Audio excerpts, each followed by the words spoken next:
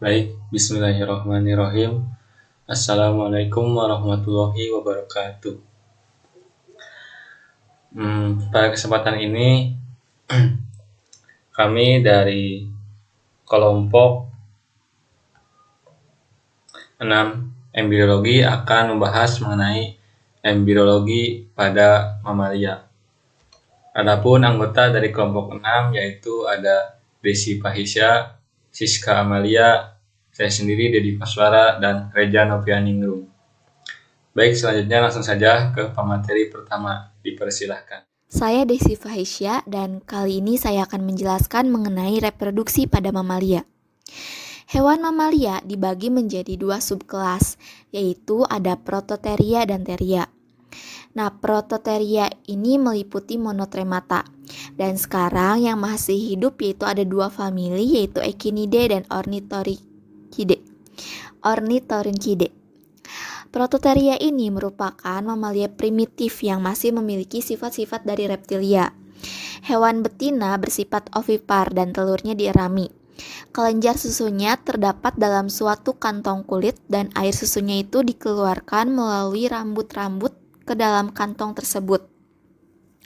Puting susunya itu tidak ada dan suhu tubuhnya tidak tetap, tergantung dari keadaan suhu lingkungan hidupnya atau biasa disebut dengan poikiloterm. Telurnya meroblastis, janinnya tidak mempunyai plasenta. Oleh karena itu, Prototheria digolongkan pada aplasenta. Kemudian subkelas berikutnya itu ada Theria. Nah, Theria ini yaitu semua mamalia yang melahirkan atau disebut dengan vivipar. Semuanya membentuk suatu alat embrional yang membentuk plasenta dan fungsinya untuk mengadakan pertukaran zat antara janin dan jaringan induk, baik untuk zat yang dibutuhkan janin maupun kotoran yang dikeluarkan janin dalam sirkulasi hidupnya. Telurnya memiliki tipe isolesital, pembelahannya holoblastis dan pertumbuhan janin berlangsung dalam uterus induknya. Nah, mamalia ini berasal dari bahasa Latin yaitu mamae yang berarti buah dada atau payudara. Jadi, mamalia ialah kelas hewan vertebrata yang pada betinanya menghasilkan susu sebagai sumber makanan anaknya. Nah, mamalia ini yang berkembang dengan bertelur atau ovipar, yaitu pertumbuhan dan perkembangan embrionya terjadi di luar tubuh induknya. Embrio itu dibungkus dan dilindungi oleh cangkang. Embrio di dalam telur ini dilengkapi dengan kuning telur atau yolk. Sedangkan mamalia yang berkembang biak secara melahirkan atau disebut dengan vivipar merupakan hewan yang melahirkan juga menghasilkan telur. Akan tetapi, telur itu tidak dikeluarkan dari tubuh induknya. Telur tetap berada di dalam rahim hewan betina.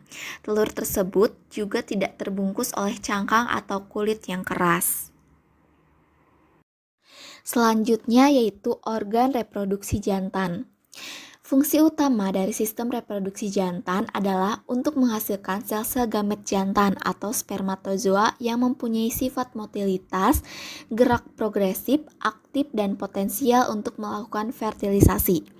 Sistem reproduksi jantan berkaitan dengan sistem urinari, sebagai contoh uretra yang menjadi bagian penting di sistem urinari. Nah, pada hewan jantan, organ-organ reproduksi mempunyai pola dasar yang sama. Organ reproduksi jantan dapat dibedakan menjadi organ reproduksi internal dan eksternal. Namun, secara umum, organ-organ reproduksi jantan terdiri atas testis, saluran pengeluaran yaitu epididymis, ductus deferens, uretra, kelenjar-kelenjar aksesoris seperti vesicula seminalis, prostat, dan kelenjar Cowper. Kemudian ada ductus ejaculatorius dan ada organ kopulasi atau penis. Meskipun mempunyai pola dasar yang sama pada tiap spesies hewan, namun beberapa perbedaan orientasi dan kehadiran organ-organ reproduksi nampak pada beberapa hewan. Sebagai contoh, kedudukan testis pada setiap spesies hewan itu berbeda-beda. Demikian pula tipe penis dan deposisi semennya. Nah, contohnya itu ada pada tabel 1. Nah, tabel 1 ini menjelaskan perbedaan organ reproduksi jantan pada beberapa spesies hewan. Nah, spesiesnya itu ada sapi, rusa, domba, kemudian ada kuda, babi, anjing, dan kucing. Nah, contohnya yaitu perbedaan dari orientasi testisnya. Nah, pada sapi, rusa, dan domba ini ada di bawah cauda ventricle. Kemudian pada kuda itu orientasi testisnya horizontal.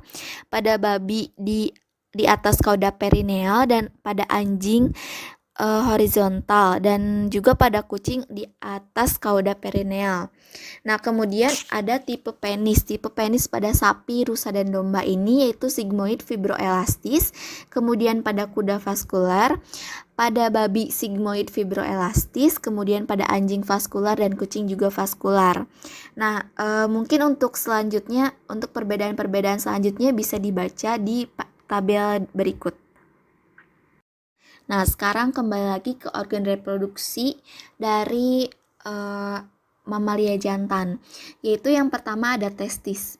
Nah, testis ini merupakan organ reproduksi primer, sebagaimana halnya ovarium pada betina. Nah, testis ini dikatakan sebagai organ primer karena berfungsi menghasilkan gamet jantan atau spermatozoa.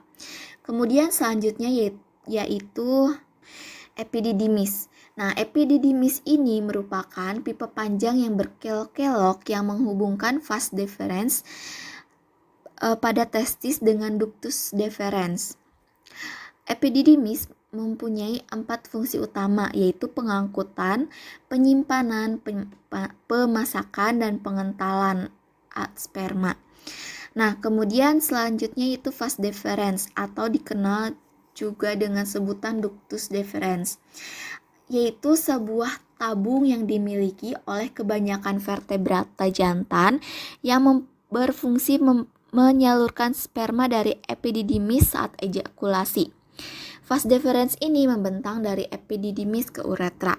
Vas deferens juga berfungsi sebagai tempat penyimpan sperma sebelum dikeluarkan melalui penis. Saluran ini bermuara dari epididymis. Saluran vas deferens menghubungkan testis dengan kantong sperma. Kantong sperma ini berfungsi menampung sperma yang dihasilkan oleh testis. Kemudian yang selanjutnya yaitu ada penis. Penis adalah organ kopulasi pada hewan jantan. Dapat menjadi tiga bagian, yaitu glans atau alat gerak bebas, bagian utama atau badan, dan crura atau akar yang melekat pada ischial arch pada pelvis yang tertutup oleh otot ischiocavernosus. Nah, fungsi penis ini yaitu untuk menyemprotkan sperma ke dalam alat reproduksi betina atau sebagai alat kopulasi. Selanjutnya yaitu organ reproduksi betina. Pada betina terdiri dari sepasang induk telur, di mana untuk menghasilkan telur dan beberapa hormon. Kemudian sepasang tuba falopi atau oviduct, kemudian uterus, dan kemudian cervix dan vagina. Nah, baik, yang pertama yaitu ada ovarium. Ovarium ini berbentuk bulat telur. Ovarium ini mempunyai 2 fungsi, sebagai organ eksokrin yang menghasilkan sel telur atau ovum, dan sebagai organ endokrin yang mensekresikan hormon kelamin betina yaitu estrogen dan progesteron. Selanjutnya yaitu oviduct, merupakan bagian yang berperan penting dalam peristiwa kopulasi saat proses reproduksi.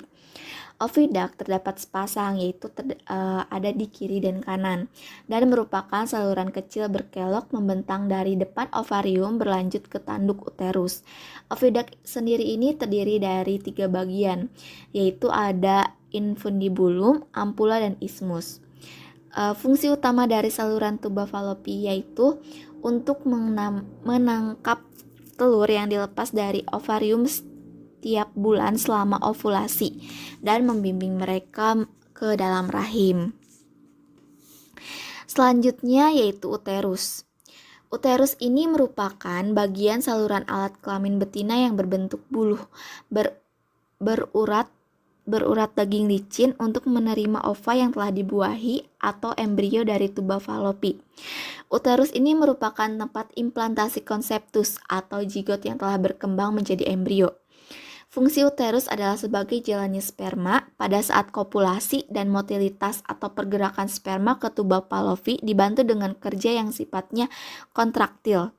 Uterus juga berperan sebagai dalam mendorong fetus serta membrannya pada saat kelahiran, dan fungsi utama dari uterus adalah sebagai tempat pertumbuhan dan perkembangan embrio hingga dilahirkan. Nah, uterus ini memberikan nutrisi bagi janin yang tertanam dalam endometrium melalui pembuluh darah. Uterus pada mamalia ini mempunyai beberapa variasi bentuk, yaitu diantaranya ada uterus duplex, yaitu yang memiliki dua korpus uteri dan kornua uterus yang terpisah sempurna. Tipe uterus ini dimiliki oleh tikus, mencit, kelinci, marmut, dan hewan kecil lainnya. Kemudian ada uterus bikornua yang terdiri dari satu korpus uterus yang kecil dan pendek, dua kornua uterus yang panjang berkelok-kelok, dan satu serviks. Nah, pertemuan antara kedua kornua uteri yang lebih dekat pada korpus uteri memberi kesan bahwa korpus uteri lebih besar dari yang sesungguhnya. Bahkan kadang-kadang uterusnya terlihat seperti uterus bipartit. Tipe uterus ini dimiliki oleh babi dan hewan insektivora. Kemudian ada uterus simplex. Nah, uterus simplex ini terdiri dari satu serviks, satu korpus uterus yang berukuran besar dan jelas tanpa kornua uterus. Tipe uterus ini dimiliki oleh hewan primata. Kemudian ada uterus bipartit, terdiri dari satu serviks dan satu korpus uterus yang jelas, kecuali kuda terdapat septum antara kornua yang kanan dan kornua yang kiri. Tipe uterus ini dimiliki oleh domba, sapi, kerbau, kucing, anjing, dan kuda. Kemudian ada uterus delphia. Nah, uterus tipe ini dimiliki oleh hewan yang berkantung seperti kanguru dan platypus. Nah, semua saluran kelaminnya terbagi menjadi dua, yaitu kornua uteri dan korpus uteri, dua serviks, dan dua vagina. Nah, organ reproduksi selanjutnya yaitu dari betina, yaitu ada vagina. Nah, vagina ini bagian saluran peranakan yang terletak di bagian pelvis di antara uterus dan vulva. Vagina juga berperan sebagai selaput yang menerima penis dari hewan jantan pada saat kopulasi dan tempat keluarnya sang anak. Vagina merupakan bulu berotot yang menjulur dari serviks sampai vestibulum. Rizka Amalia Permadi sebagai pemateri kedua akan menjelaskan mengenai gametogenesis pada hewan mamalia. Gametogenesis adalah proses pembentukan gamet atau sel kelamin yang terjadi dalam gonad. Pada jantan, proses tersebut dinamakan spermatogenesis yang terjadi di dalam testis, sedangkan pada betina dinamakan oogenesis yang terjadi di dalam ovarium. Pembentukan sel kelamin ini merupakan pembelahan pemasakan yang melalui proses meiosis yang membuat sel kelamin yang terbentuk bersifat haploid. Spermatogenesis berlangsung dua tahap, yaitu ada spermatositogenesis dan spermiogenesis atau metamorfosis. Spermatositogenesis diawali dengan spermatogonium yang bersifat diploid, kemudian memasuki fase meiosis 1 sebagai spermatosit primer yang akan membentuk dua spermatosit sekunder. Spermatosit sekunder akan mengalami pembelahan meiosis 2 dan membentuk dua spermatid. Spermatid tersebut akan menjadi spermatozoon dengan diferensiasi yang disebut dengan spermiogenesis. Sedangkan oogenesis berlangsung di dalam ovarium. Sel telur dilapisi oleh selaput sel folikel sehingga membentuk folikel ovarium. Pembelahan pada satu oogonium hanya akan membentuk satu sel telur atau ovum, sebab selama pembelahan pada oogonium akan terbentuk badan polar atau polosit. Materi selanjutnya yaitu ada siklus estrus. Siklus estrus dibagi menjadi beberapa fase yang dapat dibedakan dengan jelas. Terbagi menjadi 4 fase, yaitu ada proestrus, ada estrus, metaestrus, dan diestrus. Fase yang pertama yaitu proestrus atau pre-standing events. Proestrus merupakan fase sebelum estrus, yaitu periode pada saat folikel de Graaff tumbuh karena dipengaruhi FSH dari adenohipofisis, pituitari, dan LH ovari serta menghasilkan sejumlah estradiol. Fase ini dimulai dengan regresi korpus luteum dan berhentinya progesteron dan memperluas untuk memulai estrus. Fase proestrus dicirikan dengan pertumbuhan folikel dan produksi estrogen. Peningkatan jumlah estrogen menyebabkan pemasukan darah ke sistem reproduksi untuk meningkatkan pembengkakan sistem dalam. Estrogen yang diserap dari folikel ke dalam aliran darah merangsang peningkatan vaskularisasi dan pertumbuhan sel genital. Pada fase ini akan terlihat perubahan pada alat kelamin luar dan terjadi perubahan-perubahan tingkah laku di mana hewan betina berperilaku seksual seperti jantan, berusaha menaiki teman-temannya atau homoseksualitas menjadi gelisah, agresif, dan mungkin akan menanduk, melenguh, mulai mengeluarkan lendir bening dari vulva, serta vulva mulai membengkak. Fase yang kedua yaitu fase estrus atau standing heat. Estrus merupakan periode penerimaan pejantan oleh hewan betina untuk berkopulasi. Klimaks fase folikel yang terutama ditentukan oleh tingkat sirkulasi estrogen. Pada produksi estrogen bertambah dan selama atau segera setelah periode itu terjadilah ovulasi, kecuali pada hewan yang memerlukan rangsangan seksual lebih dahulu untuk terjadinya ovulasi. Pada saat itu, keseimbangan hormon hipofisa bergeser dari FSH ke LH. Terjadi penurunan tingkat FSH dalam darah dan penaikan tingkat LH. Hormon ini akan membantu terjadinya ovulasi dan pembentukan korpus luteum yang terlihat pada masa sesudah estrus. Proses ovulasi akan diulang kembali secara teratur setiap jangka waktu yang tetap, yaitu siklus birahi. Estrus berakhir kira-kira pada pecahnya folikel ovari atau terjadinya ovulasi. Berikut merupakan perubahan-perubahan selama estrus, yaitu folikel the graphnya menjadi besar dan masak, perubahan estrogen menjadi lebih jelas, tuba fallopinya membengkak, epitel menebal, proksima, dan silia-silianya bergerak aktif. Kemudian dinding tuba fallopinya berkontraksi, uterusnya ereksi, sangat kenyal, dan edematous. Lendir dari uterus, vagina, dan serviks bertambah banyak, mukosa vagina kemerah-merahan atau vaskularisasi.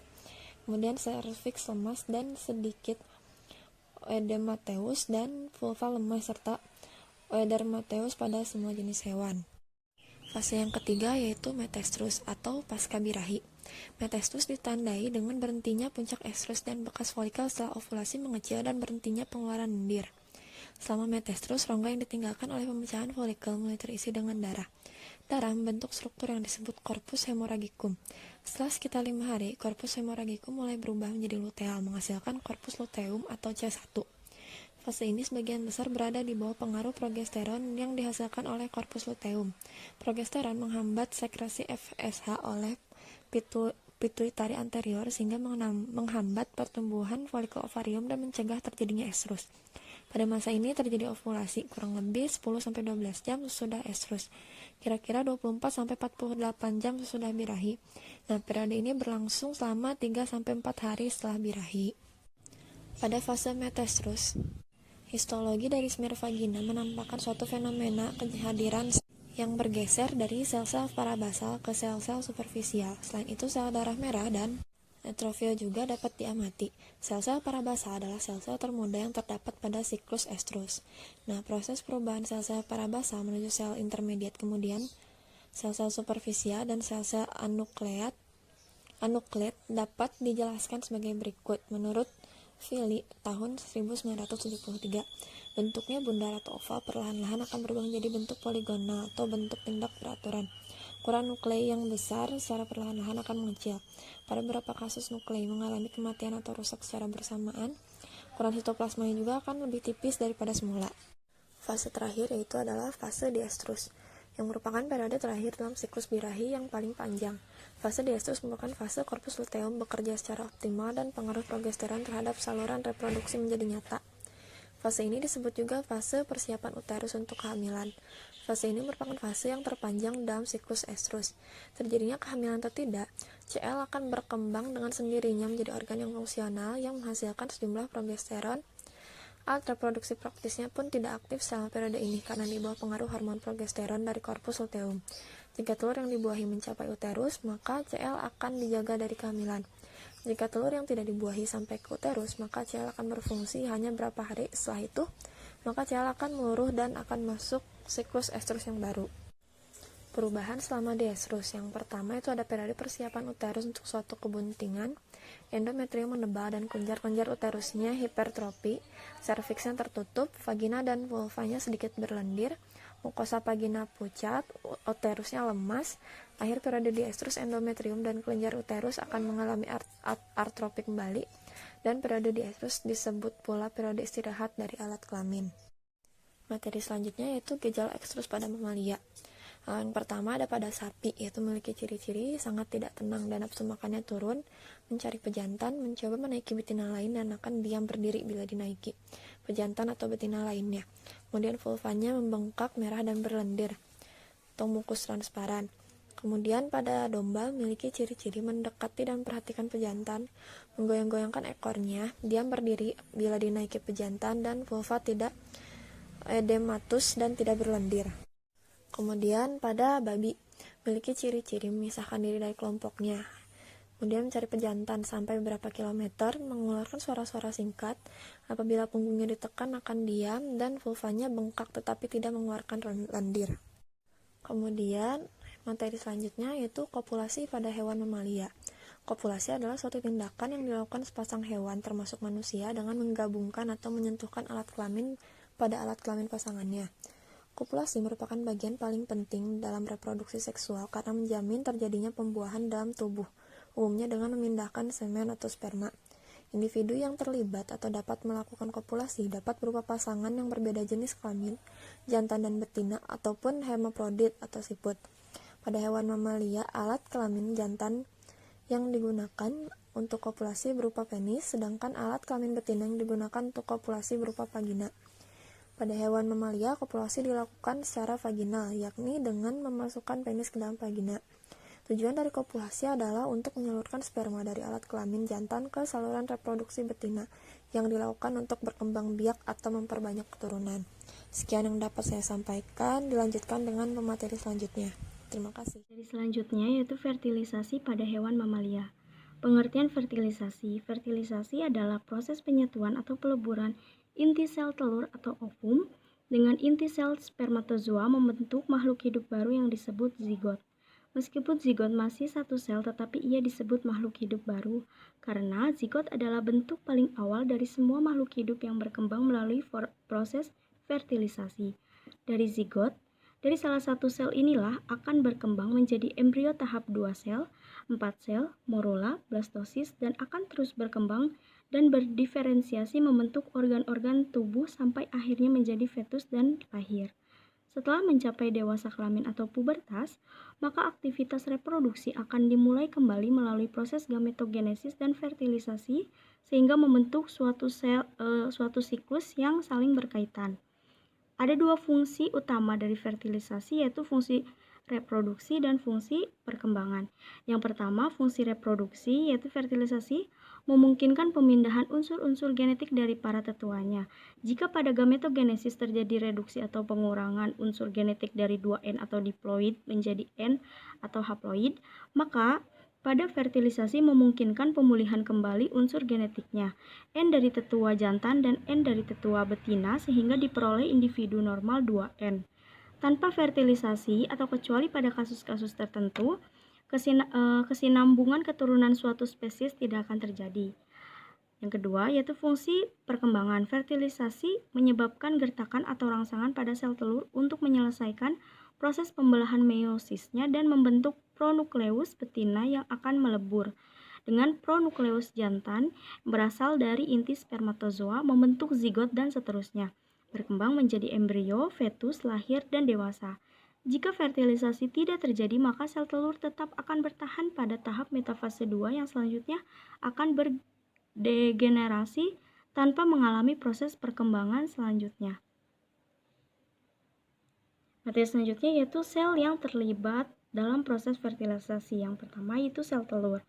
Untuk dapat ikut dalam proses fertilisasi, sel telur harus telah mengalami pematangan atau maturasi dan ovulasi. Pematangan sel telur terjadi selama perkembangan folikel atau folikukogenesis di dalam ovarium meliputi pematangan sitoplasma dan pematangan inti. Pematangan sitoplasma meliputi penambahan butir-butir kuning telur di dalam sitoplasma, pembentukan selubung zonal pelusida, serta pembentukan granula-granula kortek. Pada kebanyakan mamalia, pematangan inti tercapai sesaat sebelum sel telur diovulasikan, yaitu inti telah mencapai tahap metafase 2 dari pembelahan meiosis 2, kecuali pada anjing yang masih tetap berada pada pembelahan meiosis 1. Selanjutnya, sel telur akan diovulasikan bersama-sama dengan sel-sel kumulus atau sel-sel folikel yang menyelubunginya. Yang selanjutnya adalah spermatozoa. Spermatozoa setelah menyelesaikan spermatogenesis dalam testes harus terlebih dahulu mengalami pematangan di epididymis, kapasitas di saluran reproduksi betina, dan reaksi akrosom saat berikatan dengan sel telur agar fertilisasi dapat terjadi. Pematangan pada epididymis meliputi penghilangan sisa-sisa sitoplasma atau sitoplastik droplet, penambahan beberapa protein pada membran plasma, serta memperoleh kemampuan bergerak atau motilitas.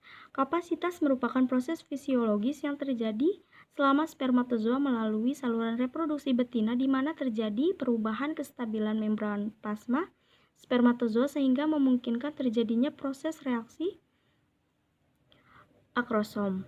Perubahan itu meliputi pembuangan sebagian kolesterol membran, perubahan glikosaminoglikan, dan perubahan ion-ion sehingga membran fosfolipid spermatozoa menjadi tidak stabil. Perubahan ini memungkinkan spermatozoa mengalami reaksi akrosom, yaitu peleburan membran plasma dengan membran akrosom yang memungkinkan pengeluaran enzim-enzim hidrolitik yang terkandung di dalam tudung akrosom.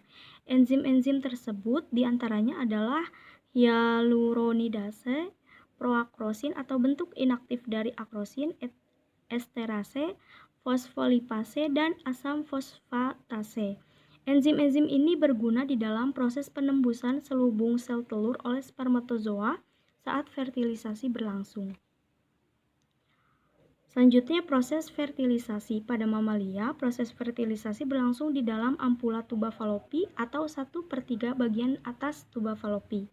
Sebelum spermatozoa menembus dan masuk ke dalam sitoplasma sel telur, spermatozoa harus melalui beberapa lapisan selubung sel telur, yaitu dari bagian paling luar berturut-turut adalah sel-sel kumulus, zona pelusida, dan membran plasma atau membran vitellin.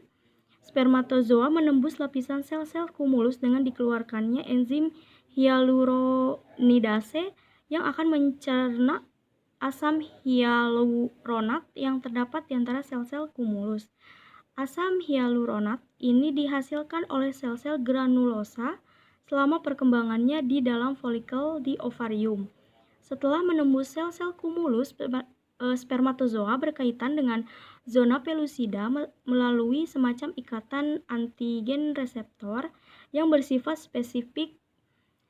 Dalam hal ini, yang bertindak sebagai antigen adalah protein-protein yang terdapat pada membran plasma spermatozoa, dan yang bertindak sebagai reseptor, yaitu glikoprotein pada zona pelusida. Terdapat 3 jenis glikoprotein pada mamalia, yaitu glikoprotein ZPI1, ZP1, ZP2, dan ZP3. Glikoprotein ZP1 berfungsi sebagai kerangka, berikatan dengan glikoprotein ZP2 dan ZP3. ZP3 bertindak sebagai reseptor primer bagi ikatan sperma zona pelusida. Ikatan sperma ZP3 akan merangsang reaksi akrosom dan pengeluaran enzim-enzim hidrolitiknya. Enzim-enzim ini akan berperan di dalam mencerna dan menembus zona pelusida. Meskipun enzim zona lisin yang utama berperan mencerna zona adalah akrosin, akan tetapi enzim lain tetap berperan mencerna zona karena zona merupakan struktur yang kompleks. Ikatan sperma ZP3 bersifat sementara dan akan lepas setelah terjadinya reaksi akrosom, yaitu saat membran plasma spermatozoa melebur atau hancur. Selanjutnya, ikatan terjadi antara membran akrosom sebelah dalam dengan ZP2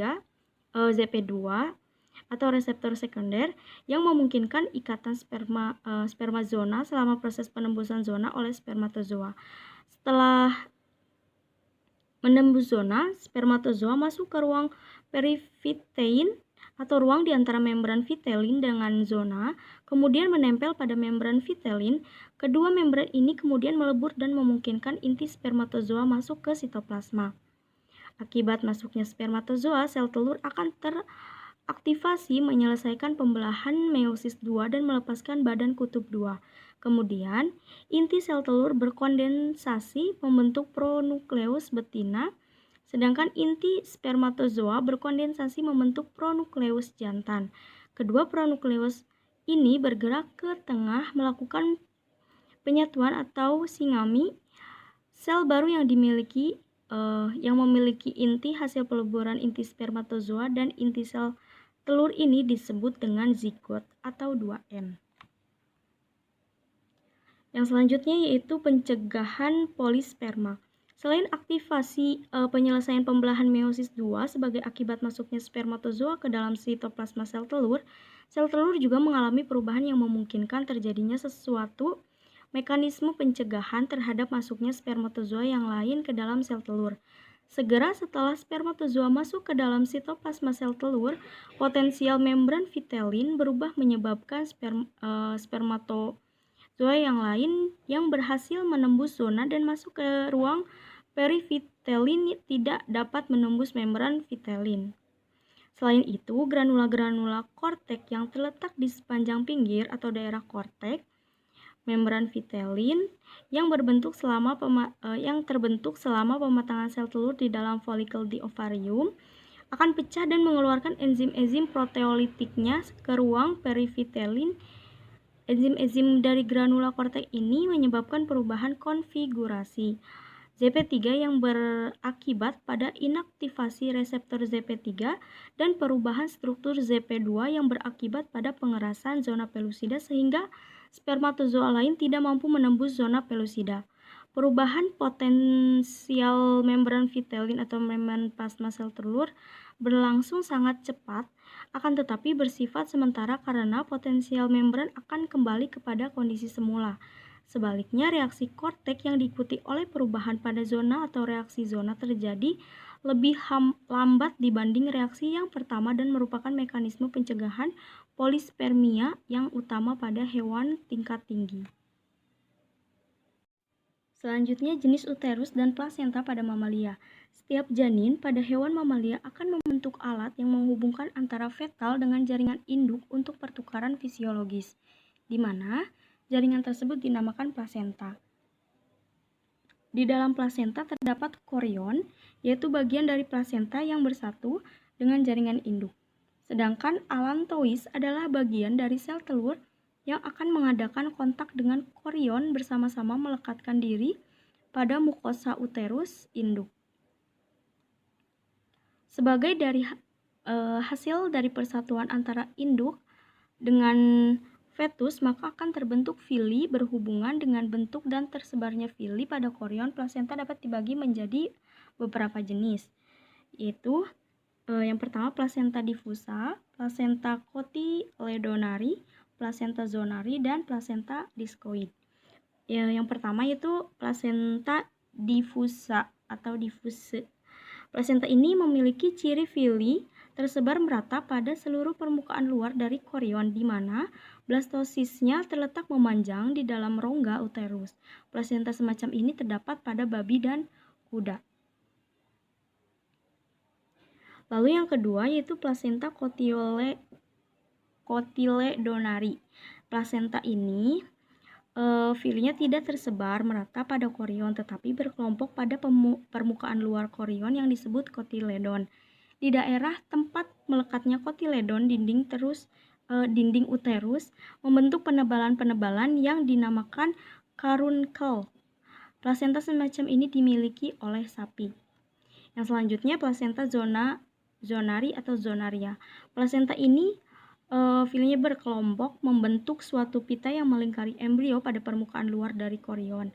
Plasenta yang seperti ini dimiliki oleh hewan karnivor di mana janinnya terletak memanjang di dalam rongga uterus. Yang terakhir yaitu plasenta discoidal atau discoid. Plasenta tipe ini dimiliki oleh primat dan manusia. Embrio tertanam di dalam dinding uterus. Pada permulaan, pertumbuhan vili dibentuk di seluruh permukaan blastosis. Pada pertumbuhan selanjutnya, blastosis tersebut akan menonjol dari dinding uterus ke dalam rongga uterus, dan jaringan dinding uterus yang menonjol akan terus tumbuh dan membungkus blastosis. Yang selanjutnya yaitu periode pembelahan sel zigot mamalia. Embryogenesis pada kuda adalah proses Selanjutnya, periode pembelahan sel zigot mamalia. Embryogenesis pada kuda adalah proses pembentukan dan perkembangan embrio. Proses ini merupakan tahapan perkembangan sel setelah mengalami pembuahan atau fertilisasi. Embryogenesis meliputi pembelahan sel dan pengaturan di tingkat sel. Sel pada embryogenesis disebut sebagai sel embryogenik. Periode embrio merupakan suatu periode ketika sel-sel berada dalam proses pembentukan organ-organ spesifik dalam tubuh embrio, yang merupakan periode dimulainya implantasi sampai saat dimulainya pembentukan organ tubuh bagian dalam. Pada sapi berkisar hari ke-12 sampai 45, kucing hari ke-6 sampai 24 dan kuda hari ke-12 sampai 50 setelah fertilisasi. Selama periode ini akan terbentuk lamina germinativa, selaput embrionik dan organ tubuh. Tahapan embrio dikelompokkan menjadi berbagai fase, yaitu fase morula, blastula, fase grastulasi, fase tubulasi, dan fase diferensiasi dan organogenesis. Fase pembelahan dan morula.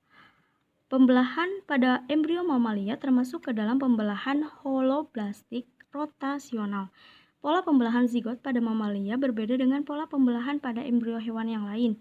Pada waktu fertilisasi berlangsung, meiosis disempurnakan dan zigot membelah kira-kira 1 hari setelah fertilisasi.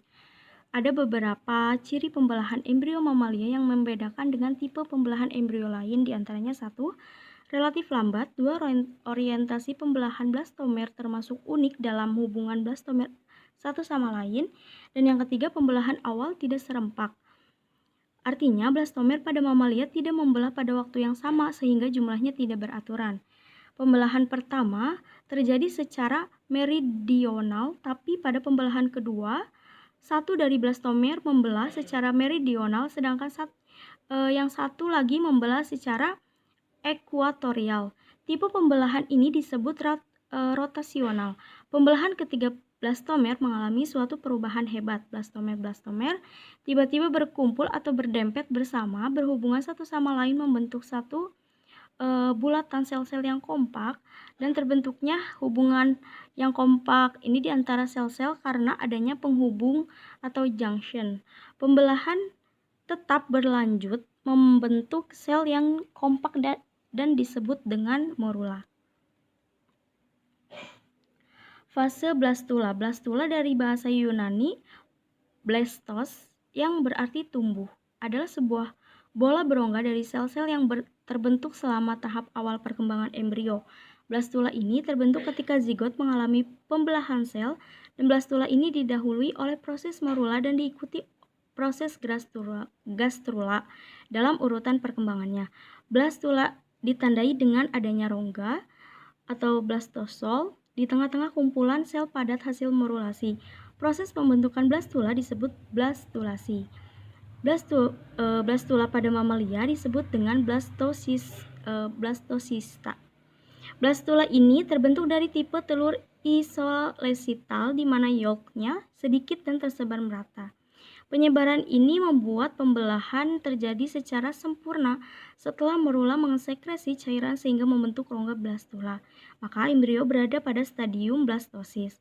Blastosista memiliki sebuah rongga yang berisi cairan yang dikelilingi oleh selapis sel pada bagian tepi yang disebut tropoblast dan tropoectoderm, yang kelak akan membentuk korion dan turut serta dalam pembentukan plasenta. Adanya rongga pada blastula memungkinkan untuk terjadinya gerakan-gerakan morfogenik untuk reorganisasi sel embrio pada tahap selanjutnya. Pada bagian dalam embrio terdapat sel-sel dalam atau inner cell mass yang akan berkembang pada embrio sesungguhnya. Pada stadium blastula, embrio siap mengalami implantasi. Sambil terimplantasi, blastula akan berkembang dan terjadi plasentasi pada jaringan tropoectoderm dan jaringan endometrium induk. Pada fase blastula terjadi pembagian sitoplasma ke dalam 2 kutub yang dibentuk pada fase morula. Konsentrasi sitoplasma pada kedua kutub berbeda. Pada kutub fungsional terdapat sitoplasma yang lebih sedikit yang lebih sedikit dibanding dengan kutub vegetal. Konstelasi sitoplasma yang berbeda menentukan arah pertumbuhan dan perkembangan hewan selanjutnya. Pada fase ini, kutub animal dan kutub vegetal telah selesai dibentuk. Dua daerah utama blastula, yaitu epiblast dan hipoblast. Epiblast ini bagi blastomer yang terletak sebelah atas atau daerah kutub animalus. Sebagian besar akan menumbuhkan ektoderm. Sedangkan hipoblast bagi blastomer yang terletak sebelah bawah atau daerah kutub vegetativus, sebagian besar menumbuhkan endoderm.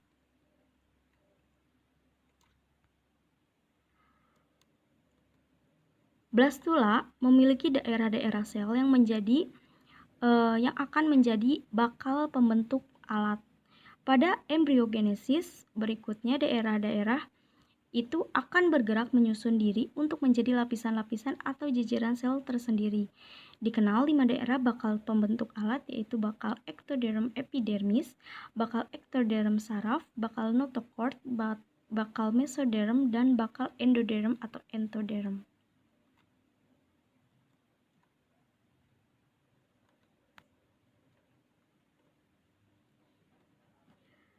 Selanjutnya yaitu fase blastulasi. Pada tahap blastulasi ini, blastosis akan mengalami proses implantasi atau nidasi, yaitu proses penempelan blastosis pada dinding rahim atau endometrium. Berdasarkan proses pelekatan sel tropoblast dengan sel epitel endometrium induk, implantasi dibedakan menjadi 4, yaitu implantasi invasif, di mana blastosis segera melakukan pelekatan dengan endometrium, terjadi pada manusia dan rodensia. Yang kedua yaitu implantasi non-invasif, yaitu blastosis melakukan ekspansi terlebih dahulu lalu melekat di endometrium induk, terjadi pada babi, kuda, ruminansia. Yang berdasarkan kedalaman proses implantasi dibedakan menjadi yang pertama, implantasi interstitial, interstisial atau profundal, di mana embrio merusak stroma jaringan uterus lalu masuk dan menutup kembali stroma. Terjadi pada manusia, simpanse, marmut. Yang kedua, implantasi ekstrinsik, yaitu di mana kerusakan hanya pada sebagian dan embrio masih menempel dengan lumen endometrium.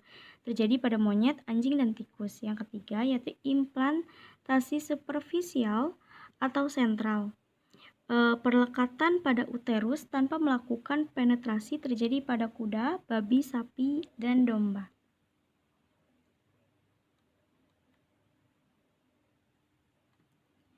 Selanjutnya yaitu fase grastulasi. Grastulasi adalah tahapan perkembangan embrio di mana pada tahapan ini terbentuk lapisan benih atau germ layer yang dicirikan adanya gastrosol atau arkenteron. Pada tahap ini juga terjadi diferensiasi pertama di mana pada tahap sebelumnya tidak terjadi diferensiasi karena sel-sel berpotensi sama. Sel-sel pada kutub fungsional akan membelah dengan cepat. Akibatnya pada bagian kutub vegetal membentuk lekukan ke arah dalam atau invaginasi. Pada grastula akan terbentuk 3 lapisan, yaitu ektoderm, endoderm, dan mesoderm. Dalam proses grastulasi di samping terus terjadi pembelahan dan perbanyakan sel, terjadi pula berbagai macam gerakan sel dalam usaha untuk mengatur dan mendaratkan sesuai dengan bentuk dan susunan tubuh individu dari spesies yang bersangkutan.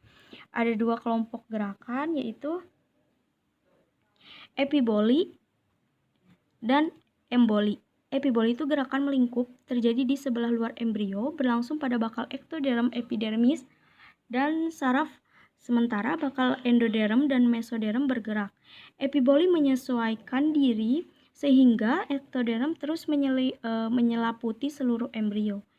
Emboli yaitu gerakan menyusup, terjadi di sebelah dalam embrio, berlangsung pada daerah-daerah bakal mesoderm, notochord, precorda, dan endoderm.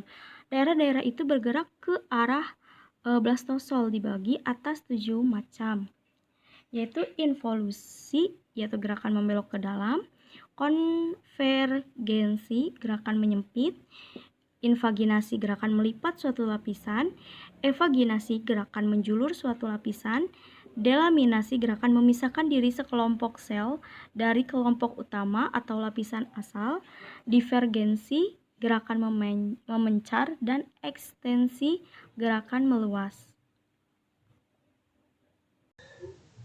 Baik, selanjutnya yaitu fase tubulasi. Pertumbuhan mengiringi pembentukan gastrula ialah tubulasi atau pembumbungan. Daerah-daerah bakal pembentuk alat atau ketiga lapisan benih yaitu ektoderm, endoderm, dan mesoderm menyusun sehingga berupa bumbung berongga. Tubulasi terjadi mulai dari daerah kepala sampai ekor, kecuali mesoderm hanya berlangsung di daerah trunkus embrio. Sementara tubulasi berlangsung, embrio pun bertambah besar dan bertambah panjang, menghasilkan tubuh bentuk batang sebagai ciri kordata. Mengiringi proses tubulasi, terjadi proses diferensiasi setempat pada tiap bumbung ketiga lapis benih, yang pada pertumbuhan berikutnya akan menumbuhkan alat atau organ bentuk definitif. Ketika tubulasi ektoderm saraf berlangsung, terjadi pula diferensiasi awal pada daerah-daerah bumbung itu. Bagian depan tumbuh jadi ensefalon atau otak dan bagian belakang jadi medula spinalis, bagian bumbung neural atau saraf. Pada bumbung endoderm, terjadi diferensiasi awal saluran itu atas bagian depan, tengah, dan belakang. Pada bumbung mesoderm terjadi diferensiasi awal untuk menumbuhkan otot rangka, bagian dermis kulit, dan jaringan pengikat lain. Adapun 3 proses yang berlangsung dalam tubulasi adalah invaginasi, evaginasi, dan delaminasi.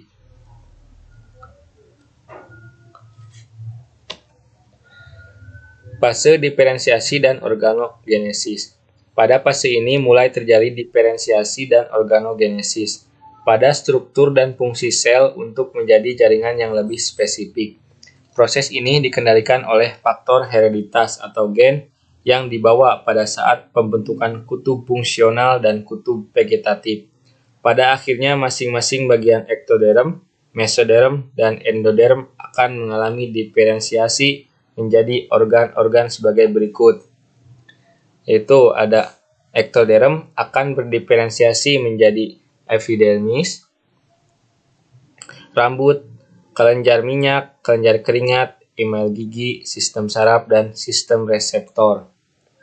Kemudian mesoderm akan berdiferensiasi menjadi tulang, jaringan ikat, otot, sistem peredaran darah, sistem ekskresi, dan sistem reproduksi. Kemudian endoderm akan berdiferensiasi menjadi jaringan epitel pencernaan, sistem pernapasan, pankreas, dan hati, serta kelenjar gondok. Selanjutnya saya akan menjelaskan mengenai periode perkembangan janin mamalia pada kuda. Pada hari ke-9, janin kuda seperti pada gambar di samping terlihat vesikel embrio yang terlihat seperti berkilauan, berbentuk seperti gelembung dengan diameter kurang dari 1/4 inch.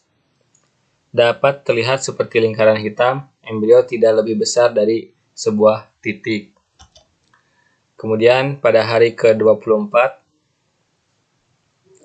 vesikel telah berkembang dengan berdiameter 1 inci, berstruktur lembek, gelembung tembus dengan titik merah gelap atau embrio itu di salah satu ujung. Sebuah jaringan pembuluh darah terbentuk yang berasal dari titik. Pada tahapan ini belum bisa melihat awal dari bentuk binatang seperti kepala benjolan kecil yang akan menjadi mata, ekor inti berdaging, dan 4 tunas kecil yang akhirnya akan menjadi kaki. Vesikel akan terlihat seperti tidak teratur. Umumnya hati embrio cukup besar, akan terlihat noda putih berdiameter setengah inci, dan ini adalah embrio. Dalam noda itu, titik hitam kecil, kira-kira berukuran seperti titik akan berkedap-kedip. Ini adalah jantung yang berdetak berukuran seperti kacang. Pada hari ke-40, vesikel tersebut telah berkembang dengan ukuran diameter 2,5 inci, berstruktur kasar dan berbentuk bulat. 3/4 inci bentuk embrio sudah dikenali sebagai anak kuda. Kepala berbentuk seperti kubah, terdapat kelopak mata, telinga belum sempurna, sudah terlihat bentuk lubang hidung, siku dan sendi sudah mulai menyatu, vesikel terlihat seperti gumpalan bulat yang berwarna hitam. Terjadi pergeseran posisi yang disebut naik turunnya embrio yang akan membentuk tali pusat. Kemudian hari ke-55, embrio berkembang menjadi lebih panjang 1 inci. Berdiam dalam batas-batas vesikel, terlihat tulang rusuk kecil di bawah kulitnya. Kubah kepalanya tampak seperti anjing chihuahua dan bentuk tengkoraknya telah berbeda. Telinga berbentuk seperti segitiga kecil, sendi telah dikembangkan. Pada tahap ini, embrio akan menjadi janin dan janin kembali ke vesikel karena perpanjangan tali pusat. Kemudian hari ke-60. Vesikel sekarang lembek dan tak berbentuk, sesuai dengan dinding rahim. Panjang janin berukuran sekitar 2,5 inci, sudah terlihat jelas seperti kuda karena perkembangan kukunya terlihat. Kepala dan leher masih melengkung dan belum sejajar dengan tulang belakang. Janin berbulu dengan ukuran seperti hamster. Hari ke-80. Kepala dan leher janin sudah sejajar dengan tulang belakang dan sudah berposisi normal seperti kuda pada umumnya. Kelamin seks sudah terbentuk, terlihat ada benjolan kecil dibentuk untuk skrotum untuk jantan dan ambing untuk betina. Janin sudah berukuran seperti tupai. Kemudian hari ke-100. Hari ke-100 panjang janin berkisar 7 inci, berukuran seperti anak kucing berusia 6 minggu. Terlihat sedikit rambut di bibirnya, telinga yang membentangkan dari kepalanya. Panjang telinga sekarang hampir setengah inci dan melengkung ke depan.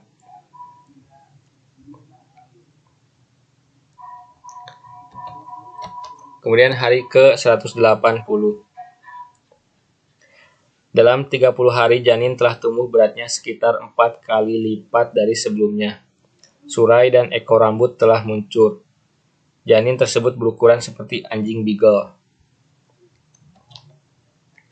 Kemudian hari ke-320. Pada minggu terakhir ini, paru-paru janin ini telah berkembang dan dapat berfungsi langsung pada saat mereka lahir. Kakinya sudah dapat menyokong berat badannya dan bulunya telah merata. Tekstur halus seperti rambut janin. Kehamilan kuda normal dapat berkisar antara 320 sampai 365 hari. Dan setelah itu maka lahirlah anak kuda. Selanjutnya saya akan menjelaskan mengenai kelainan reproduksi mamalia. Yang pertama ada kista ovarium. Kista ovarium diidentifikasi berupa struktur folikel berdiameter minimal 2,5 cm atau sekitar 1 inci yang hadir selama 10 hari atau lebih pada ovarium tanpa adanya fungsional corpus luteum. Diduga bahwa kejadian kista ovarium mencapai 20% di sebagian besar ternak sapi. Dikategorikan diantaranya kista folikular dan kista luteal. Kista folikular terjadi karena rendahnya hormon LH. Akibatnya terjadi kegagalan ovulasi dan luteinasi pada folikel yang matang.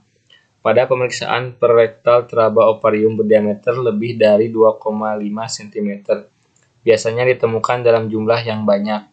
Permukaan halus, dinding tipis, jika ditekan terdapat fluktuasi. Kemudian kista luteal adalah folikel matang yang gagal mengalami ovulasi, namun mengalami luteinasi oleh tingginya hormon LH. Karena berbeda tingkatan luteinasi, kista luteal teraba lebih kenyal atau tidak sepadat corpus luteum. Gejala yang ditimbulkan adalah terjadi anestrus pada pemeriksaan per rektal teraba ovarium berdiameter lebih dari 2,5 cm. Biasanya ditemukan dalam jumlah tunggal, permukaan halus, dinding tebal, jika ditekan terasa kenyal. Kemudian yang kedua adalah kompleks metritis. Infeksi uterus biasanya timbul sebagai bagian dari suatu kompleks penyakit yang disebut sebagai kompleks metritis, yaitu metritis, endometritis, dan pyometra. Ketiga penyakit tersebut umumnya berasal dari penyebab yang sama, terkadang saling memicu satu sama lain, serta membutuhkan penanganan yang sama. Metritis adalah peradangan yang terjadi pada sejumlah lapisan uterus yang biasanya mencakup selaput lendir pada lapisan dinding uterus hingga lapisan otot polos pada dinding uterus. Perbedaan metritis dengan endometritis adalah bahwa endometritis hanya melibatkan endometrium, namun seringkali penamaan metritis merujuk pada kedua kondisi tersebut, yaitu metritis dan endometritis. Kemudian ada endometritis. Seperti yang telah dikemukakan sebelumnya bahwa endometritis merupakan peradangan pada endometrium. Gejalanya ditandai dengan leleran berwarna jernih keputihan sampai kekuningan yang berlebihan. Dengan palpasi rektal dapat diketahui kondisi uterus mengalami peningkatan ukuran sebab tertimbun cairan, ditemukan adanya involusi uterus yang terasa seperti adonan. Pada lumen ditemukan cairan aneskoik dengan jumlah sedang hingga besar bersama dengan partikel ekogenik yang tampak seperti bersalju. Dinding uterus menebal. Kemudian ada cervicitis dan vaginitis. Kedua gangguan reproduksi ini biasanya merupakan dampak lebih lanjut dari penyakit-penyakit kompleks metritis atau juga dapat disebabkan oleh tindakan penanganan gangguan reproduksi yang tidak tepat, seperti efek samping dari petotomi. Penamaan cervicitis dipakai jika peradangan terjadi pada serviks, sedangkan vaginitis untuk peradangan pada vagina. Tanda-tanda cervicitis dan vaginitis keduanya sama, mulai dari leleran lendir, keruh, dan hiperemia mukosa atau mukosa kemerahan, sampai nekrosis mukosa, kematian jaringan mukosa, disertai pengejanan terus-menerus hingga terjadi septikemia atau multiplikasi bakteri dalam darah. Baik melalui metode palpasi rektal maupun ultrasonografi, temuan cervicitis dan vaginitis akan menunjukkan hasil yang sama dengan temuan pada penyakit-penyakit kompleks metritis, sehingga sangat penting untuk dilakukan pemeriksaan lebih lanjut melalui metode vaginoskopi untuk diagnosis positif kedua penyakit tersebut.